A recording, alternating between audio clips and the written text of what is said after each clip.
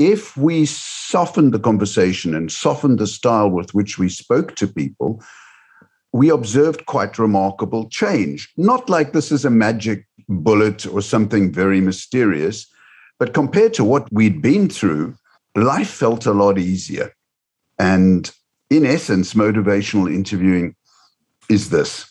Instead of trying to adopt a top-down position and persuade, encourage, inform, advise, convince someone to change, you come alongside them and help them work this out for themselves.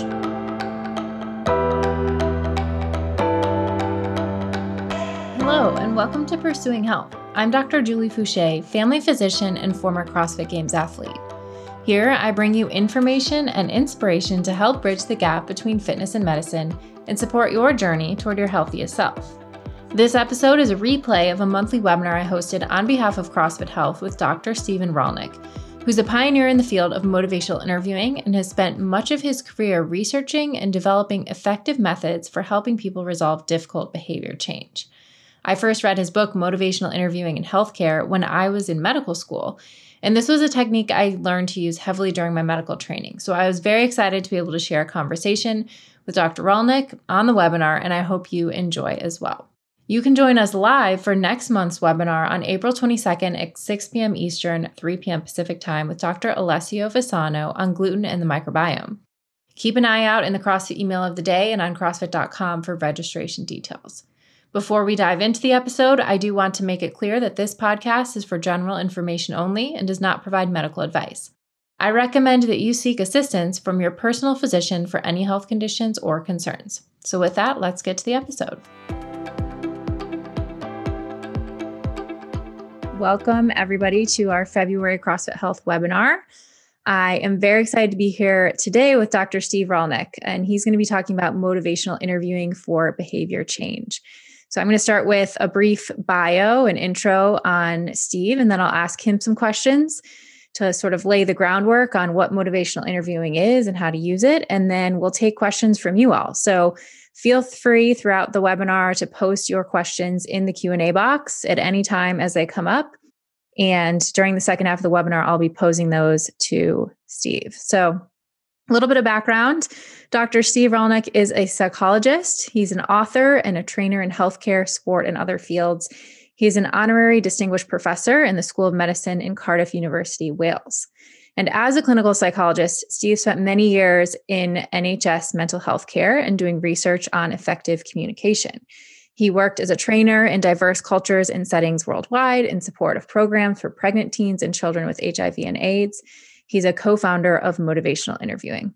He has written several books on motivation, motivational interviewing, and behavior change, including Motivational Interviewing, Helping People Change, Health Behavior Change, A Guide for Practitioners, Motivational Interviewing in Healthcare, and Motivational Interviewing in Schools, and most recently, Coaching Athletes to Be Their Best, Motivational Interviewing in Sports. So he currently works in sport training coaches and communication and mentoring individual coaches and players in cricket, football, and other sports, including baseball, American football, and surf therapy, which I've never heard of and sounds so interesting in South Africa. So thank you so much for joining us today, Steve.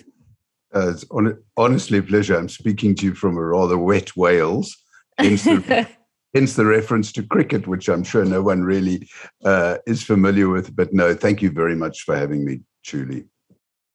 It is an honor. And I have to say, my intro to your work was your book, Motivational Interviewing in Healthcare. And I was first introduced to that book during medical school. I think when I was in medical school, we were on the beginning of the wave where motivational interviewing became a staple for all medical students, and dove in even deeper during residency. And I think I noticed that the mentors that I had, the doctors who really used motivational interviewing, were the ones that seemed to have the best connections with their patients, that seemed to be the most effective, and the ones that I really gravitated to. So it's been something that has been really impactful for me personally, and I know goes beyond healthcare into all types of behavior change, as you've written about. So I'm excited to have you here. Yeah, well, it'll be fun to understand what it is you most want to know and how it links to the world of CrossFit. Absolutely. Absolutely. So first, would you mind just telling us a bit about your background and then how motivational interviewing came about? Wow. Let me try 40 plus years in a minute. Here goes. No, I grew up in Cape Town, South Africa, and then came over to the United Kingdom. I've lived in Australia. And in the journeys I've taken personally and professionally, this issue kept on cropping up, which was what's the best way to help people change? And it started in the addictions field for me. I was a psychologist in the addictions field. And I saw this little academic paper called Motivational Interviewing, 1983 it was. And by complete coincidence, a few years later, I found myself in Sydney, Australia, having absorbed this method and read about it. I was very struck by it, to meet the guy who wrote it by complete accident. He was in the room next door to me. So that started 30, 40 years of collaboration between myself and the real founder, who was William R. Miller, who's based in Albuquerque, New Mexico. And so we started thinking this was a fairly specialist thing to do with helping people overcome addictions. And then it grew and spread in the way that you've pinpointed. And I think the essence of it, of our experience, was that the harder we tried to persuade these patients in that context to change, the more abrasive and dysfunctional the conversations seemed to become. And what struck both of us when we met was that if we softened the conversation and softened the style with which we spoke to people, we observed quite remarkable change. Not like this is a magic bullet or something very mysterious, but compared to what we'd been through, life felt a lot easier. And in essence, motivational interviewing is this. Instead of trying to adopt a top-down position and persuade, encourage, inform, advise, convince someone to change, you come alongside them and help them work this out for themselves. Sounds a bit woolly, that, but you ask them why and how they might change rather than tell them why and how they might change. How's that? That's quite nice because it addresses both the why they might change and also how, what practical steps they can take. So that's me stating it quite simply. If you'd asked me the question 10 years ago, you would have got a much more complicated answer. But I think with the benefit of all the experience I've had, I now see it as that simple. And so that explains why it's been an easy journey for me to move from healthcare to the world of school teachers, to the world of sports coaches, which is where I now live. And then with a little bit of luck and perseverance into the world of parenting. Wow. So maybe we'll touch on that. I got 4 kids myself. I'm not a flawless human being or parent, I can tell you, but I have noticed stuff going on that makes a difference. So there you go. That's me. Wow, that's amazing. I would love to get into parenting in a little bit. You mentioned that it's a simple approach, but I know it's something that's not easy and maybe not something that we are, as humans, an approach that we're programmed to take, or most of us are programmed to take. So could you illustrate for us maybe some of the principles of motivational interviewing or some of the ways that you can start to approach this? That's a great question. It's a great question. Why don't we get practical, Julie? Let's think about, what about this? I got a friend, let's call her Lucy. It's not a real name, okay? And Lucy's like the heart of an incredible family. She works really hard. She's wanting to get fitter, but her life is tough and busy, okay? And she says she's got too much going on, but she's a real trier. So she wants to get fitter, but she loves her comfort food. Okay. So if you take somebody like that, like Lucy, the question is, and you're in conversation with her, whether it's within the CrossFit organization or in everyday life, here's an interesting question.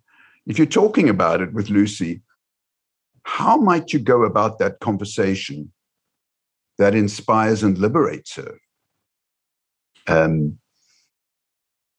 I've said that I think it's probably best for her to answer why and how she might want to change rather than you. That doesn't mean I don't have expert information to share with Lucy, but Lucy drives the bus, so to speak, and I sit alongside her. And when she wants expert guidance about where to take the bus or what's going on, I offer her that information. I don't dump it on her. Okay. So it's got that feeling of sitting alongside someone rather than above them, in which you are championing their wisdom and their ability to make good decisions about their life. Mm-hmm. And, you know, it is a profound privilege to be in that space with someone. You know, if I talk about the world, which you and I know from clinical practice, I'm right now working with a young mother with a serious drinking problem. And it is honestly a privilege to sit alongside her and get out of her way while she develops the courage, the incredible courage that's needed to break free of alcohol and to be the good mother that she wants to be. But that is how, so it's as motivational interviewing is as much about how you are with someone as about what you say to them, but it's both. And you beautifully described this as simple, and it reminds me of, to use a soccer analogy, one of the most famous soccer coaches was Johan Cruyff, Barcelona Football Club. And he said this about soccer: playing soccer is a simple game. Playing simple soccer is one of the hardest things to do. Mm.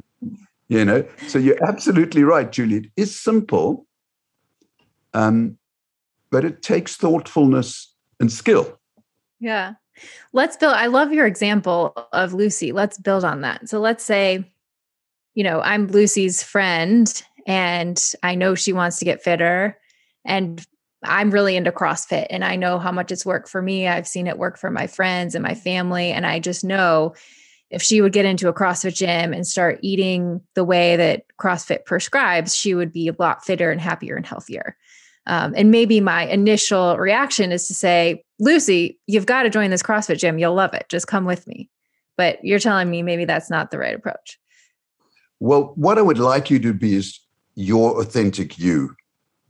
So I don't want you to be someone who's not Julie, and I don't want you to behave like someone who's not Julie. So that's absolutely the starting point. You want to be Julie and be genuine and authentic. So, and I don't want to suggest that this is the only way for you to be authentic. There might be other ways, but you do want to be authentic. But I could tell you, we could have some fun if I could advise you what not to do. Let's do it. It's like the traps. It's like the traps you could fall into, knowing that you, Julie, your heart is in the right place. So one falls into these traps with a good heart, but it doesn't work out. And it probably explains why there is such a enthusiasm for motivational interviewing in so many fields. It probably explains it. People recognize these traps. And perhaps one other reason is because I think there's probably, it's hard to think of any illness that is not either caused by or ameliorated by change in lifestyle. So that's another reason why there's such an interest. And, there's over 1,800 randomized controlled trials of this. So there you go. That's the science. But we're wondering about... Which is a lot, just to back up. I mean, to have 1,800 RCTs on one intervention is a lot. And there are, we know that it's effective. I think so. It is. Yeah, I think so. There's a certain kernel of truth that runs through it. I don't think not every study is positive, but I think what I'm going to describe now on this webinar, I'm trying all the time to get to the essence of this. And I think that essence holds out in the research that's been done. But let's go back to Lucy. You know what I wouldn't want you to do with Lucy is fall into, and I'll mention 5 traps. See what you think. The expert information dump trap. Okay. If only you could get it into Lucy's head what she should do, then all's going to be well. Mm-hmm. And I think you're not going to have a happy conversation. Okay. Linked to that would be a second trap, which is the persuasion trap. So you try as hard as you can to persuade Lucy to come to CrossFit. I think as you tell her all the reasons why she should come to CrossFit, a switch goes in her brain that says, yes, but, and she'll start either feeling or being bold enough to tell you why it won't work. Let's pause there for a second. I want to dig into those. For the first one, the expert opinion. So that would be things like, let me send you all of the articles about CrossFit and why it's so good for you. Yeah. And then the persuasion would be just trying to say, come on, please come with me. I know you'll love it. And just continuing to ask her in that way. Yeah, exactly. You're brilliant at reflective listening. You are, I can tell you so. Yeah, that's fantastic. I read that chapter. I know you're going to be good with Lucy, but let me just carry on and mention a couple of other traps. Like here's the next one is related. They're all related, but I mentioned the phrases because I think they might ring true with people. This one is a phrase I came up with recently called the deficit detective trap. That's widespread in education and sport and healthcare and medicine, as you and I know, which is, I know what's best and I look for faults and deficits in you and I rectify them. Okay. And I then use what I've termed the writing reflex. I see things wrong with you. And with my heart in the right place, I set about rectifying what's wrong with you. It's like they're lenses that you're wearing and everything is colored by your ability to recognize and correct deficits, which in your everyday practice as a physician is important. But when it comes to someone else changing their lifestyle, it's not. I would advise you to keep off that with Lucy. Okay. They probably could feel like they're being judged or like there's something wrong with them that you're trying to fix. Yeah. And then we've got to ask ourselves a question. Do people change when they're made to feel that way? And we can all ask ourselves that question. And then linked to that is what you could call a labeling and blaming trap. Now, this is probably not that widespread in CrossFit, but you and I know that in mental health and in healthcare, this is quite widespread. You label them as having this or that problem and you prescribe a remedy and people don't like it, okay? And then finally, I'd mention this as a real trap for Lucy, right? Definitely, and I would want you not to fall into, which is what I've called the premature focus trap.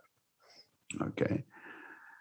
And look, this is about Lucy's well-being in the first instance. Okay. So if you're going to chat to Lucy, surely talk to her about her well-being.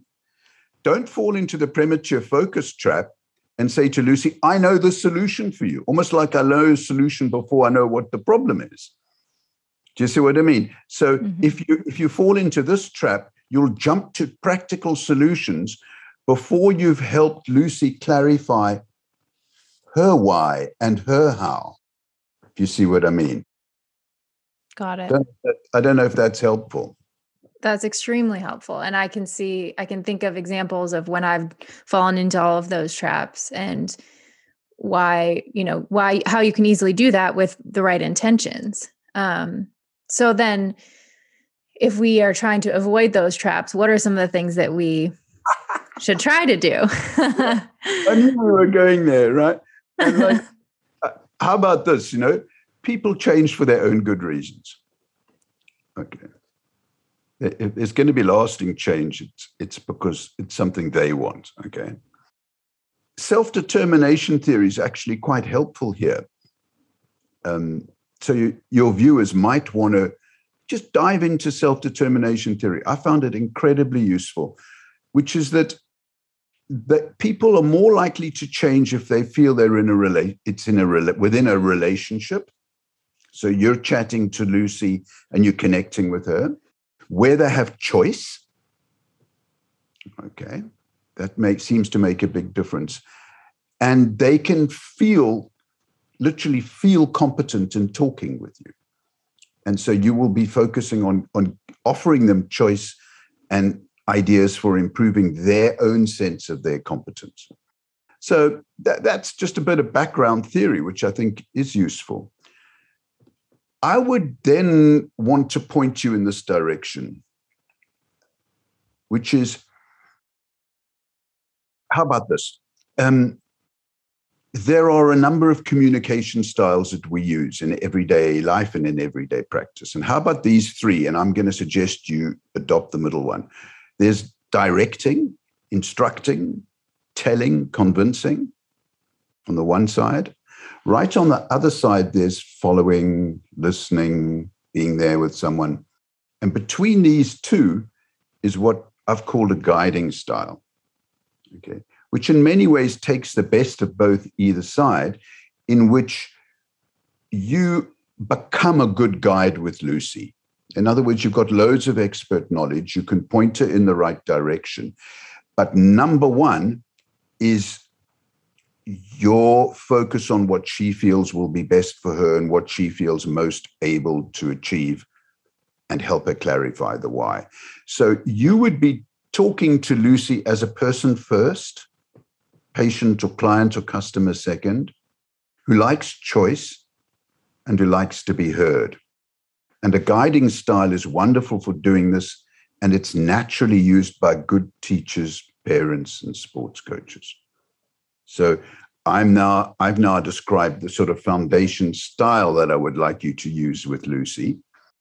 And there are wonderful examples of this in education and sport. And that Johan Cruyff I mentioned is a beautiful example. Steve Kerr, I don't know him too well, but he's well known as a sports coach in the US, is a brilliant example of this, okay? So he does it naturally. He doesn't know anything about motivational interviewing. But what then might motivational interviewing be in addition to you using a guiding style? And I'm happy to try and articulate that. But have I been clear, or are you confused? Yes, I think that makes sense. I think it would be helpful to give some examples. So let's say we're talking to Lucy. What might a guiding style of conversation look like? And indeed, motivational interviewing. I would say you approach Lucy. We distinguish between spirit and technique. So spirit is the way you are, and technique is the conversation skills you use. So you would approach Lucy in a spirit of curiosity, acceptance, and compassion. Mm-hmm. Okay. And that's actually a state of mind. Mm-hmm. And it requires, if you like, sitting on your hands. You know those traps I mentioned? You kind of sit on your hands and don't get involved with you falling into those traps, if you see what I mean. Okay. So it's got motivational interviewing's got a quality of restraint about it, as does good guiding, okay? But in terms of the tasks you would carry out with Lucy, I would say, we have described 4 of these. The first is to engage, okay? Your mind is free of clutter when you engage. Listening is the core skill that helps with engaging. And you can get better and better at it. I had to get dragged kicking and screaming from a directing style, right? My temperament is right, fix the problem, right? So I had to really learn these skills, and you can get better and better at listening. But when you engage with Lucy, try not to ask too many questions, okay? And when you ask a good open question with Lucy, like, Lucy, how do you want to feel healthier and better about things and more balanced? How's that? It's not a bad open question, right? My suggestion would be that you listen. And that means you do what you, Julia, have been doing with me, which is you summarize what Lucy says in little short summaries, which we call reflections, as you're going along. And that gives Lucy a sense of, I'm being heard, this person understands me, and I am free and safe in this conversation enough to say what I really think. That's the magic of empathic listening. Now, that's using a following style, but I would say fairly soon you might want to say to Lucy, you might want to use a second task with her, which is to focus. So you've got engage, focus, clarify with her what kind of change makes the most sense to her. Okay. And it might not be attending CrossFit. That might be way down the line in the conversation. She might say, look, the number one for me is I just want to feel more balanced, and I don't want to deal with my diet at the moment, but I would like to get fitter, and then I think my diet will actually improve. Brilliant. Now, that's how you've established a focus. And notice when you've done that, that the language that she used is what we call change talk. Mm-hmm. Think about what I just said. I want this, I don't want that, but I would like to do this, I'd like to do that. So that is the gold dust in motivational interviewing, because what the process researchers taught us, that's tape recordings of thousands of conversations and looking at outcome, is that the more you use the style and elicit change talk, the more likely the person is to change. The less you do that, the less likely they are to change. Mm-hmm. So you have quite a lot of power, if you like, with Lucy to make things better or worse. But so engage, focus, and then the critical bit, which was what Miller and I have been working on for so many years, evoke. Evoke her own good reasons to change. Okay. And that involves just asking a few simple questions like, Lucy, why is this going to help you? How is this going to help you? Tell me why this is important for you. She will, with luck, pour her heart out to you about the things that she's not happy with and the things that she'd like to change, okay? And you respond to that with listening, okay? Now, let's say this doesn't have to take long. This is not a psychotherapy appointment. This can be done in your setting. In 2 or 3 minutes, I've done it myself and seen it being done. Mm-hmm. There comes a point where you might want to say to Lucy, what you're going to do about it. That's the fourth task or process. So engage, focus, evoke, and then plan. Okay. Again, the good guide will not say, this is what you do, come to CrossFit. The good guide would say, look, Lucy, I wonder what you'd like to do about this and whether you're interested in CrossFit or anything else. What makes the most sense to you? Oh, CrossFit. Tell me about CrossFit. Okay, fine. Okay. Now you're at the point where you can start talking in a practical way with her, offering your expertise and knowledge about CrossFit, not dumping it on her, not trying to persuade her. Okay. Mm-hmm. But championing her choice. And the more you champion someone's choice in the planning stage and in talking about action and targets, the more likely they will be to take it on. And, I would say, if you like it, in conclusion about what motivational interviewing is, it's not something that you do to or on someone. It's not a strategy or a technique you use on them. It's something you do with them on their behalf. Do you see what I mean?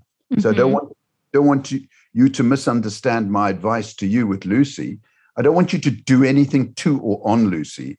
Okay. I want you to be with her, champion her choice, and ask her these thoughtful, open questions, whatever the 4 tasks you're on, knowing that the wisdom is inside her and your job is to be curious about what's going to make the most sense to her. Mm-hmm. I love that. And I loved what you mentioned earlier about this visual of sitting on your hands, because I think that's what it can feel like a lot of times going through this process and having to catch yourself wanting to fall into one of those traps along the way. Like even as you mentioned, when Lucy says, oh, I think I really want to focus on fitness and then the diet will come. I could see myself wanting to jump in there and want to start giving advice or giving solutions, but being patient through all of the steps of that process and really evoking the answers. Like you said, the wisdom comes from within, and then helping them actually make their plan as opposed to you imposing any of your plan. So definitely requires a lot of patience, but I've seen it myself with, I remember the first time I did in residency where I had a patient encounter where I just went in with all my motivational interviewing tools. And that was the main purpose of the visit. And I was blown away by how different it felt when we left that visit versus other visits that I had had. So very powerful. Yeah. I don't know to what extent in CrossFit, they're harmful conversations. I don't know. I doubt it because of the positive nature of the activity. And I find this in sport to some extent, but there are abrasive conversations. And, like the classic that you and I know in healthcare is somebody comes in with a respiratory issue and they're smoking, okay? And the physician or the practitioner just goes straight in, zoom, zoom, zoom, you've got to stop smoking. Now, that's likely to cause harm, okay? Whether or not the conversation is unpleasant, most smokers will probably just switch off and get out of the consulting room as quickly as possible. But I do think, we do well to remind ourselves that everything you say has an impact one way or another. And something that I've learned, Julie, is that rather than fill my head with all sorts of clutter about how to do motivational interviewing, in my case, if I free my mind of that clutter and focus in a trusting and accepting manner on this person, they actually are my best teacher. Mm-hmm. So if I sort of slow the conversation down a wee bit and create if you like, a cocoon around the person and myself, I find that in that cocoon,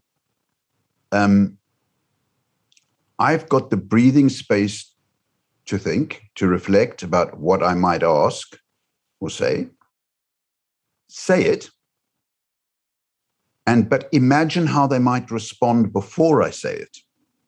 You think about it, right?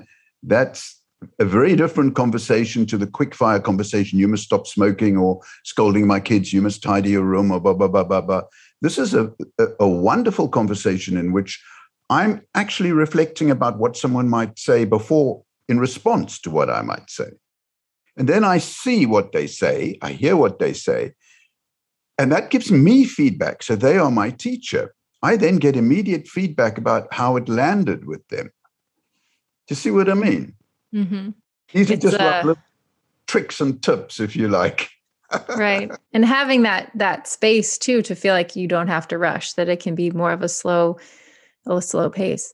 I loved what you said when you talked about the curiosity and acceptance and trust and coming in with that spirit. It made me think a lot about also the conversations we have with ourselves and the way that we can sometimes beat ourselves up for our own quote unquote failures to make behavioral changes. Is this something that we can also use for ourselves, or does it have to be a two-way conversation?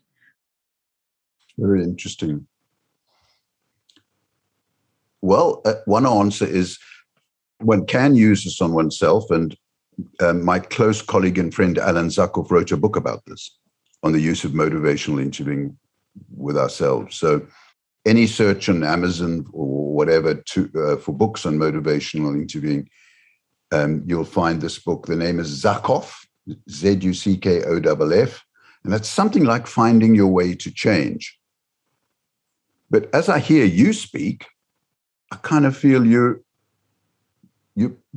pointing to a truth here, which is that if I can be gentle and accepting of myself, I'm giving myself room to breathe and to be humble enough and brave enough to face change more than if I'm tough, rushed, avoiding, medicating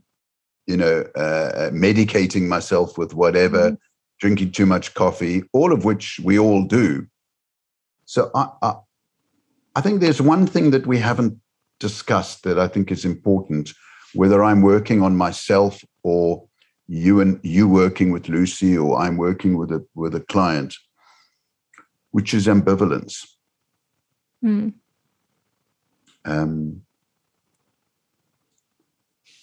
It's very common that people feel two ways about change. And when Miller and I first got together and wrote the first edition of our book, I suggested, let's not have a theory. Let's put one concept in the middle of motivational interviewing. And then we had fun. What should it be? And I suggested this word ambivalence. And I'll tell you why. It's a very normal thing to feel two ways about something. It's very normal. And it can create a lot of angst and conflict. Mm-hmm. Okay. Now, if you're feeling that way, if Lucy's feeling this way about whether to go to CrossFit, okay, this explains why falling into those traps is so dysfunctional, because you are giving voice to one side of the conflict that's already in Lucy's mind. She's got all these voices in her mind that say, it's a good idea to go to CrossFit. I should get healthy. I must do this. And then she's got other voices on the other side of the ambivalence conflict, which counter it. Or if you like, it's like a committee room table with voices on either side of the table. And the question is, who makes the decision? Yeah. And which voices are expressed? So I hope you don't think I'm sounding too complicated here, but put it bluntly, if you argue in favor of change for Lucy, which is one side of the ambivalence in her head, it's a natural human response to go whoop and tell you why it's not. Because that's the argument that's going on in Lucy's mind already. Do you see what I mean? So you want to free Lucy up to express this ambivalence, but focus particularly on those positive voices that are in favor of change. And that's the change talk. So that if we're starting to talk about my ambivalence about changing my diet, I do well to be aware of those voices, to be gentle with myself, and I think be modest in how I resolve it, not too ambitious. That's another whole subject. So personally, I've adopted this sort of like 80-20 rule for myself, rather than an absolute, I've got to be a vegetarian or whatever you want to call me. So 80% of the time, I'm physically active and I've got a very good diet, but 20% of the time I'm not, and I forgive myself. Like last night, I was out with three of my youngest kids, right, in Bristol, and we had a ball and we had sushi, and I did not care. I had 3 glasses of wine and I ate whatever, but we were so happy. And, you know, that's something that is really important for Lucy as well. You know, what's going to lift Lucy's heart and help her to be happy? So, you know, I'm ranting on now about quite personal stuff, but I think it illustrates the importance of being modest, gentle on oneself, and certainly you with Lucy. I love that. And we can certainly relate to that at CrossFit. We're big fans of the 80-20 rule. And just to relate to your story last night, when I worked on the seminar staff, we would always call Saturday night International Cheat Night, because it was when everybody got together, got to go out to dinner and have fun, and balancing that fun social time with the healthy behaviors, I think, is really important.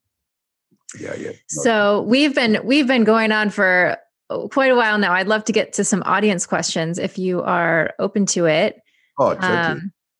Just to remind everybody, I don't think we'll get into anything too medical here, but just as a disclaimer, CrossFit's not offering any medical advice here. We're not providing any medical recommendations, but we'll keep this conversation pretty broad. So we do have a question. I think this is a great question from Matt Miller. How might it be even more helpful for a motivational interviewing practitioner to have a grasp of the trans theoretical model of change? So maybe you could just touch on that model of change and how it interacts with or fits with motivational interviewing. Good one. It grew up around the same time as motivational interviewing, the stages of change model. And put bluntly, people go on a journey towards change, which is characterized by increasing readiness to change. And so they gave labels: pre-contemplation, contemplation, preparation, and action, which kind of fits in with what I'm saying, because you don't want to be pushing someone who's like in the pre-contemplation stage. You can see that it could be trouble. So the question is, it's certainly, that is not a theory. The stages of change is a model. Okay. Carlo Di Clemente is a good friend of mine. I always see him when I head across into Maryland. Okay. So we're good friends, but it's a model, not a theory. Okay. And it just helps us explain motivation in a really useful way. So I find it helpful when I use motivational interviewing, but it's not necessary for someone to learn motivational interviewing to be aware of the stages of change model.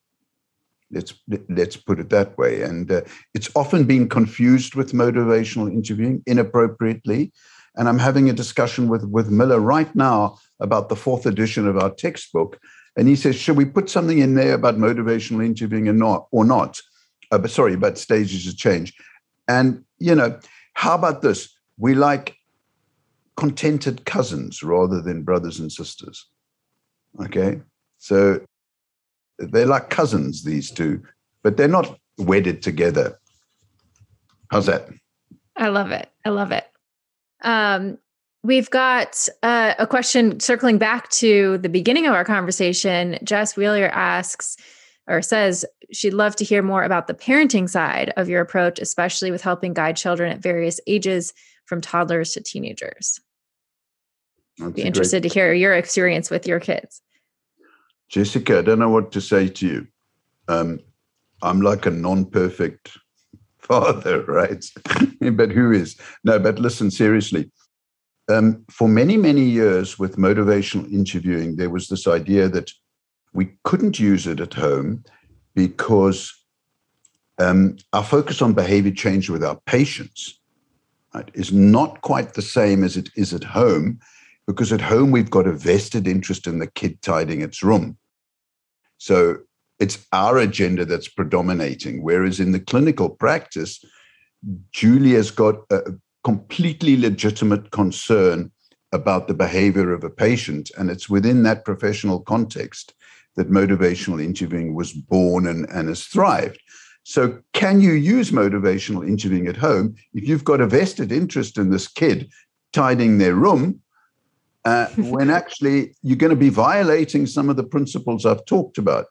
So just for many years, I was restrained about this and felt that there wasn't a place until I had an experience with my daughter, which I'm happy to tell you about. Okay. I realized that I was not going to try and use motivational interviewing to adjust her behavior. Okay, which when she was 15, 16, was like a little bit on the wild side, okay, looking back, right? She was lying to me, but not to her best friend. And I thought, wow, that says something. That's a disturbed relationship. I should be able to repair that. And then something happened at school, which was that she got roundly abused at school for being Jewish in this case, right? And she was receiving end of all this anti-Semitic, toxic stuff, right? Now, the school and we could have had, different ways of approaching this. But what I discovered with her was, and it really changed me, was I found motivational interviewing incredibly useful there. And it wasn't about changing her behavior. It was about promoting her growth and her development. Because I said to her, my darling, how would you like to tackle this? And I heard the change talk. And I realized pretty soon that she didn't want to be seen as a victim. What she wanted to do was to stand up for her rights and express those rights and deal with it accordingly, which she did. Okay. And so she grew remarkably from that experience, as I did, because I realized that motivational interviewing at home is best focused on growth, not behavior change. So, Jessica, there's an answer to your question. I think it's dead relevant at home if that is the focus on growth and well-being, not to change behavior, which is too often tainted by vested interests of the parent. How's that? I hope, was that clear, hey, Julie? Yes, that was clear. So I think that you can certainly use it at home and with a focus on growth rather than necessarily behavior change. And maybe as the example that you gave, asking questions rather than trying to come in with the solution yourself as a parent, asking questions and helping your kids come up with their own, guiding them towards their own path, whatever age or stage they might be in. Yeah, yesterday morning I had a 10-year-old in my arms, right, in bed. And I said to him, if you were to, he's on holiday, right? If you were to dream about the best day you possibly could have today, what would it look like, right? Now, this is a funny, lighthearted, right? But then what happened was the change talk came tripping off his tongue, right? And I was able to pick out the things and say, wow, so you really, what did you want to go and play golf? Is it? Why do you want to play golf? Right? Oh, Dad, I just love all the tropical music in the golf arena and all this nonsense, right? But then we did. Last night, we played golf with his with other siblings, right? So I was using motivational interviewing like many parents do, quite naturally, right? But I reckon I was a little bit more skillful than most in the way I responded to that change talk. So motivational interviewing is a dream to use for positive growth and change. And I find the same in sport. Okay, working with elite sports coaches, I find that the same wonderful process can unfold even among some very troubled athletes. Okay, in the hands of a skilled coach, an athlete who's really struggling can turn around if you give them the breathing space and create the cocoon, like picture my son, on my shoulder. In the sporting terms, it's just the two of you standing together, even informally, having a chat where they feel safe and explain to you why and how they might perform better in their sport. And I've seen that, and it's been a huge privilege. I love that. It's a great visual of the cocoon or standing alongside someone. That might segue into our next question from Dawood Karduni, who asks, what if the person comes in with a negative mindset and all the questions you're asking evoke almost self-deprecating change talk? How do you guide the conversation in the opposite direction? My first response is to be authentic yourself, okay, and to notice the way you're feeling and try and respond constructively and authentically to the way you're feeling. So the problem's not just something that's out there that you've got to solve, but that something's happened between you and someone else that's made you feel this way. And start there and be authentic. So my second thought would be not to be clever. Let's not search for a clever solution to this. Like, Rollnick knows the answer to this. I mean, really, I don't know. Every conversation is different. But I would get rid of cleverness out of your head that you've got to solve this by being some expert motivational interviewer. Be with this person, be authentic. And what the third thing I'd suggest is let go cleverness and ask them. I would share the problem with them and say, we're having this conversation and it sounds like you reflect how you see the truth for them. You want to change and get fitter, and yet a lot of the language you're using is talking yourself down. I don't know if you think that's fair. What do you make of that? That can take both of you out of the kind of struggling conversation you're having, and you take a step back. So I do that quite a lot. If I'm stuck, is return to the wisdom of the person rather than think I've got to be clever in my use of motivational interviewing. But that leads you to just the start of a more constructive conversation. And I appreciate it's more complex than that, but I don't want to go any further right now with that question. I don't know if I've made 3 points, right? No, I think that was great. I think just like you said, just reflecting that back, being honest with what you're hearing and you're experiencing and reflecting that back to the person just continues more of that, even if, and being okay with, you don't have to get to a plan or a solution in that conversation or in a short amount of time, but all of the change talk is helpful. Wow, that's an interesting one. And it's a point that I haven't made, which is not feeling the conversation's got to reach a certain point is of huge benefit to yourself and to others, because they often change after they've had the conversation. But mainly because it releases you of the stress of feeling I've got to get somewhere. So thank you, Julie. That's a superb point. Which is hard to do, but sometimes those seeds that you plant, they pay off much later and continuing to have those conversations. Matt Miller had another great question. I think this is an interesting example in the context of a CrossFit affiliate.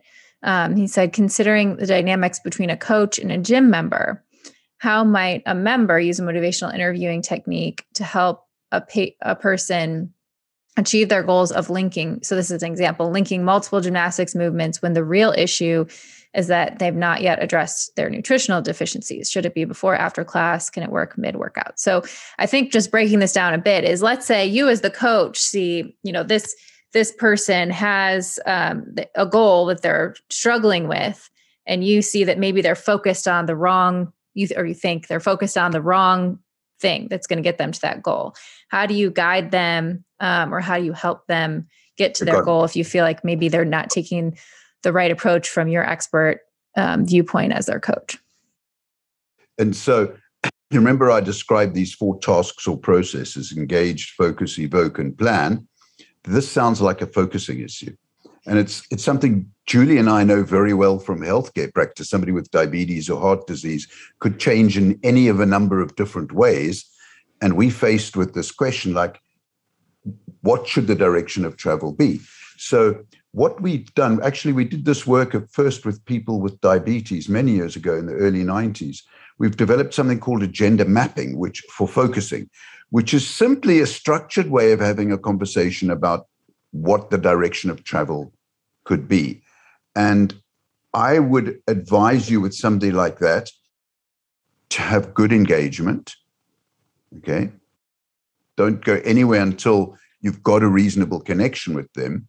Then see if you can map out with them what the direction of travel might be, in which you raise these possibilities, carrying on with CrossFit or adjusting diet or something else that they can think of, and ask permission to step back with them, find out what they think about it. And then you've got an opportunity to say, to be honest with you, there's your CrossFit, but then there's also your nutrition.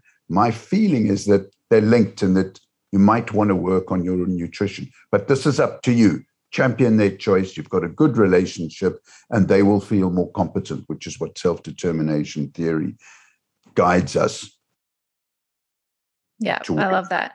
I love that. And to answer the second part of that question, my sense would be these are probably conversations better had after the workout or when you have time to talk and not feel rushed versus talking about a lot of these things mid-workout. Although I'm sure there's, depending on the situation, that might come up. Maybe it's a workout with some built-in rest or some lifting sets or things like that might be a good place for it too. Yeah. And I can imagine that there's a wonderful intimacy between a coach and somebody in a workout. It's a bit like a physiotherapist with a patient. There's a almost like physical intimacy there. And I've seen physiotherapists have wonderful, super short conversations. So I think it's in a way, a potentially magic environment, but don't rush, which I guess is what Julie's also saying. Don't go bye, bye, bye, bye, bye, bye. But you've got this opportunity to have these little gentle conversations that show fantastic connection and sensitivity on your part. Mm-hmm. Yeah. Jess Wheeler asked another great one. After a focus is established and change talk has happened, what's the best way to help somebody stay accountable to make that change happen once you've all made a plan? What's the best way to make them accountable? To whom? I wonder. Accountable to whom? To themselves? I think to themselves, probably. Yeah. I would ask them. Definitely. I think it's a great question, but I would say how important is it for you to be accountable to yourself? And what do you think is the best way of helping you be accountable? I've got some ideas because accountability can be important, but what about you? Is it important to you? And what ideas have you got? You're in planning here. Obviously, that's the process you're in.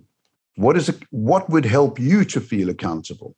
Like this client I was talking about earlier, I raised exactly this with her. I said, look, you've quit drinking. What is going to help you feel accountable for this? She came up with the idea of I could phone a relative.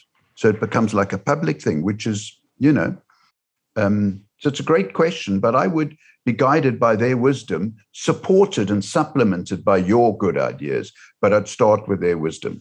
How's that? I love that. Always just ask more questions seems to be the theme. So this is another fun one. I'm interested to hear your opinion on this. Frizzo van der Meulen asks, what are your thoughts about using motivational interviewing in marriage or similar relationships? The question is by whom? Okay. So if it's a marriage counselor or something, then that's perfectly legitimate. And there's research on using motivational interviewing. I get a slight ethically itchy feeling if you're talking about me using it with my partner, because I've got such a vested interest. I'm so emotionally involved. I don't believe I can even begin with someone who's very close to me to be that detached to use motivational interviewing. So my instinct is that no, this is a big challenge to use motivational interviewing with an intimate partner. I think it also, look, the kind of conversations we've been talking about are all embraced with you having a role of some kind, whether it's me as a dad with a daughter who's in trouble at school, or a CrossFit coach, or even Julie with a friend. She's got a clear sense of her role here. And in none of these situations is there too much emotional involvement. And we can sit on our hands, so to speak, and be restrained. I wouldn't have thought this is easy with an intimate partner. But there you go. But I'm not saying listening is not valuable. I'm saying motivational interviewing, okay? Listening. Still probably a good idea. I cannot tell you. And it's so hard. I find it so hard, really. That's good to know that even you find it so hard. That's great. So Reed Gunderson asked, how do age, skill level, and gender and cultural differences affect these techniques, if at all? Are we talking about the recipient or the practitioner, I wonder? Probably both. Probably both. As far as the practitioner is concerned, I've been truly delighted, okay, because I've been all over the world and I've done a lot of work in African countries, and reports I hear about peers using it with peers on the street in American ghettos of American cities. I feel that everybody appreciates being listened to and being respected in the way that we've described. And so the motivational interviewing actually crosses culture and language and age and gender quite well. Okay, and certainly better than an alternative instructional approach. As far as the recipient is concerned, that's a little bit more subtle, because with children, they don't think in quite the same abstract way that an adult does. And so their experience of motivational interviewing needs to be filtered and adapted for them. Let's put it that way. Okay. So I didn't mean to sound flippant when I talked about my 11-year-old. I think if you've got a troubled 11-year-old, okay, or a troubled 10-year-old, you need to adapt the techniques of motivational interviewing to suit their age, okay? And there are books written on that subject, on motivational interviewing with young people and teens, and those books can be looked into. So I'm sorry if I haven't been clearer there. No, I think that makes perfect sense, that the technique crosses cultures, but you may adapt it slightly based on a person's age, depending if you're working with children. Right. That's great. We'll take one more question here, and then we'll wrap up. Again, from Jess, would love to hear more about being too ambitious when making changes. What's the right amount of change to take on at once? Oh, Jess, no. I can't start that one, Jessica. That's too long for 2 minutes. No, that's a tough one. I don't think what makes you think I'm the source of wisdom on this one, Jessica? I think it just varies hugely. right? And I think to generalize about this is dangerous.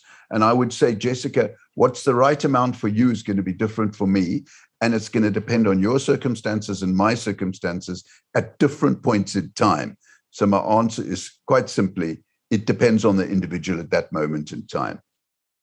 I wouldn't like to generalize. How's that? Depends on the person. It's all very individual. Wonderful. Well, these have been great questions. Thank you all for your participation and for tuning in and listening.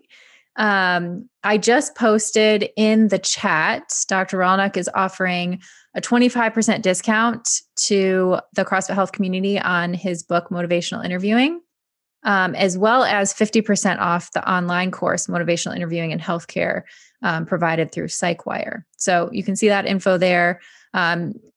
Did you want to talk at all about what to expect with those courses or the ways that people could continue their education in motivational interviewing? Just briefly, the book that I think that there is a reduction for is the book on sport, coaching athletes to be their best. Okay, so it's the sport-specific book. The Perfect. course in PsychWire in healthcare, I think look, we spent many years developing that course. And so if you can get it at 50%, you'll go on a real deep dive and get a real good feel for motivational interviewing. And you'll see and hear many different practitioners. And you'll see that there's not one way of doing it. The goal is to do it in the way that suits you. And, so I'd highly recommend that course, but it's up to you. Of course, I would say that. Wonderful. Well, thank you so much. Thank you again for being here. Did you want to share also your website if people want to learn more about you or the things that you're up to? Yeah, if you just Google my name, you'll get the website. You'll find it. All right. Perfect. Well, thank you again. Thanks for everyone for tuning in. That's all I've got. Join us again for our March webinar. We're going to continue this theme of behavior change. We're going to be talking with Dr. BJ Fogg on behavior change science and tiny habits. That's March 1st, 5 p.m. Eastern, 2 p.m. Pacific time. So thanks, everybody. Have a great day.